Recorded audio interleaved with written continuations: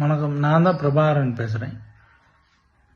போன 27ஆம் தேதி விஜய் பிரச்சார கூட்டத்துக்கு நானும் என் பாப்பா என் மாப்பிள்ளை 3 பேரும் போனோம். போனதில் 2 பேரும் இறந்துட்டாங்க.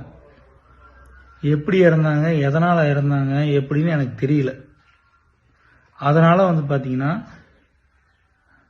நான் சிபிஐ விசாரணை வேணும்னு சொல்லிட்டு நானாகவே பார்த்தீங்கன்னா தான் கேஸ் கொடுத்தேன்.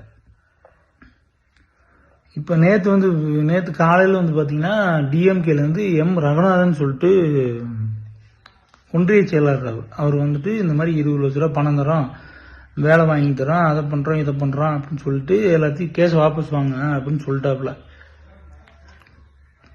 நான் சரின்னு சரி நான் கேட்டுட்டு நான் சொல்கிறேன் அப்படின்னு சொல்லிட்டு அனுப்பிச்சி விட்டேன்.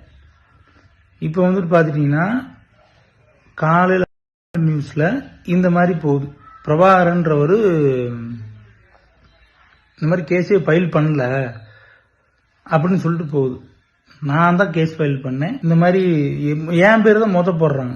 பிரபாகர் எல்லா கேஸ் கொடுத்ததே தெரியாத மாதிரி போடுறாங்க. அதனால